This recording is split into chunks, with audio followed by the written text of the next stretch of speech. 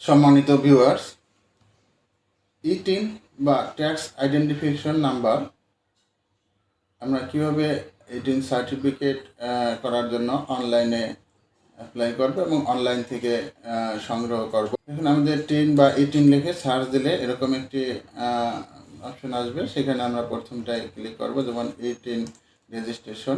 Registration করতে হলে আমাদের রেজিস্ট্রেশনের উপর ক্লিক করতে হবে। দেখুন রেজিস্ট্রেশন, আর এখানে আছে লগইন। আমরা রেজিস্ট্রেশন করার পরে লগইনে কাজ করব। তারপরে আছে ফরগেট পাসওয়ার্ড, এই পাসওয়ার্ডও আমরা দিব। আবার third party verification, third party tin verification, এটা যদি কেউ ভেরিফিকেশন করে তাহলে রিটার্ন ভেরিফিকেশন, এইটি দেখুন এখানে অপশন আছে। তাহলে আমরা প্রথমে রেজিস্ট্রেশন করব। রেজিস্ট্রেশনের জন্য আমাদের ইউজার নেম, পাসওয়ার্ড এবং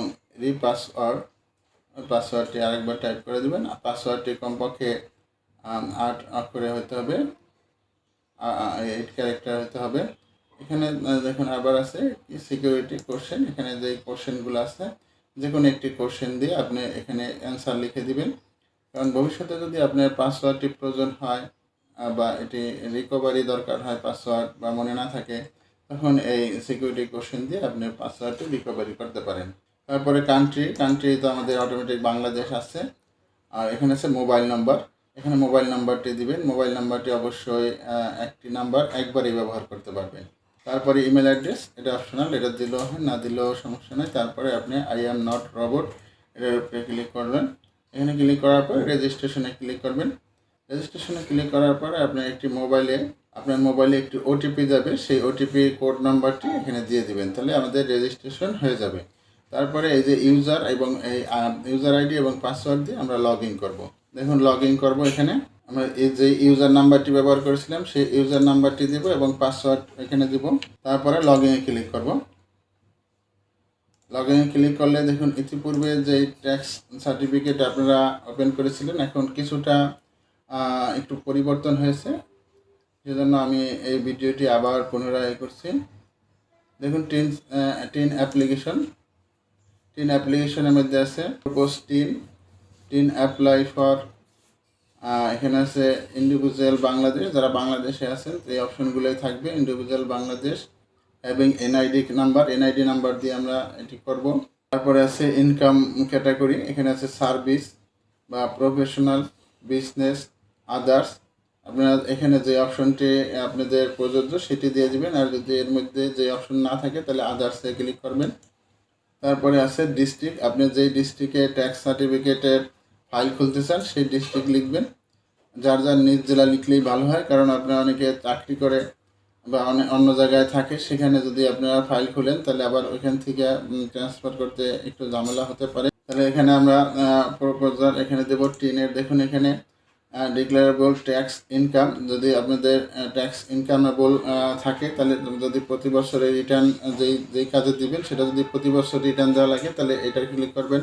অথবা আপটেন এ ক্রেডিট কার্ড যাদের করার জন্য শুধু টিন করবেন তাদের রিটার্ন এখানে দুইটা অপশনে, বা সিলিং ল্যান্ড, এখানে দুইটি অপশনে যারা ক্লিক করবেন তাদের রিটার্ন বাধ্যবাধকতা নেই, এটি আপনাদের দেখবেন ট্যাক্স আইনে আছে। আর এখানে যাদের অবশ্যই রিটার্ন দেওয়া লাগবে তারা এই অপশনে যাবেন। আর এখানে যদি আদার্স দিয়ে আপনি খুলতে পারেন, আমি আদার্স দিলাম, যেহেতু এখানে আমার যদিও ডিক্লারেশন ট্যাক্সেবল ইনকাম থাকতে পারে না বা নাও থাকতে পারে, প্রতি বছর নাও থাকতে পারে, তারপর আমি ওইটা দিতে পারেন, অথবা আদার্স দিয়েও খুলতে পারেন।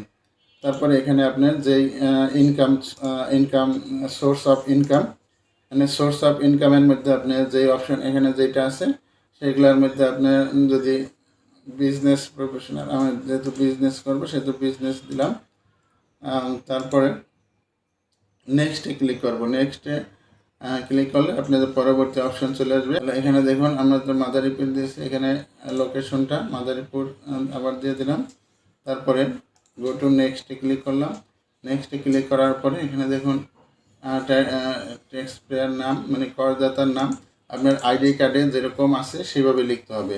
কার্ডের ছাড়া আপনি অন্যভাবে লিখলেও এখানে আইডি কার্ডের থেকে আপনার এই অপশন চলে আসবে, কারণ নির্বাচন কমিশন থেকে এটি যাচাই হলে ওইটি চলে আসবে। তারপরেও আপনি যেরকম আছে সেভাবে লিখবেন। তারপরে যেটা ন্যাশনাল আইডি স্মার্ট কার্ডের নাম্বার দিয়ে দিবেন। তারপরে জন্ম তারিখ, পিতার নাম, মাতার নাম, এগুলো আইডি কার্ডে দেখে দিবেন। তবে ইংরেজিতে তো আইডি কার্ডে নাই, সেই হিসেবে আপনার ইংরেজিতে লিখে দিবেন।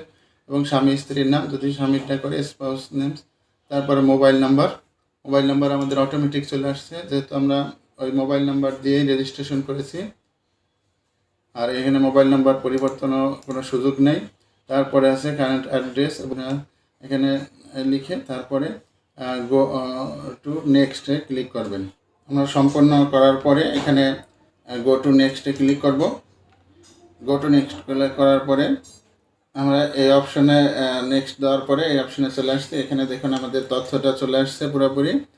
I hereby affirm that all information give above is correct and complete and I have not take any print. এখানে লেখা আছে যে আমি সম্মত আছি যে এই উপরে তথ্য সত্য। সাবমিটে ক্লিক সাবমিট অ্যাপ্লিকেশনে ক্লিক করার পরে দেখুন আবার আসছে যে এগ্রি অ্যান্ড কন্টিনিউ। তাহলে আমরা এগ্রি অ্যান্ড কন্টিনিউ দিয়ে দিব। এখানে দেখুন যে আমাদের নির্বাচন অফিসে থেকে এটি একটি যাচাইয়ের আসছে। এখানে ছবি সহ তথ্যটি চলে আসছে। আপনার এখানে এখন সার্টিফিকেটটি তৈরি হয়ে গেছে। আপনার ভিউ সার্টিফিকেট দিলে সার্টিফিকেটটি দেখতে পাবেন। আমাদের সার্টিফিকেটটি রেডি হয়ে গেছে। এই সার্টিফিকেটটি করার কমপ্লিট হয়েছে। আমরা এরপরে এটি যদি প্রতি বছর রিনিউয়াল করার জন্য আমরা ট্যাক্স অফিসে যাব, অথবা অনলাইনেও এটি রিনিউয়াল করতে পারি। এই চ্যানেলে আরও কিছু ভিডিও আছে, যেমন টিন সার্টিফিকেট বাতিল করার অপশন আছে, এবং রিটার্ন অবশ্যই দেওয়ার বাধ্যবাধকতা কী কারণে দিবেন এই বিষয়ে ভিডিও দেওয়া আছে। আশা করি চ্যানেলের সাথেই থাকবেন। ধন্যবাদ সবাইকে।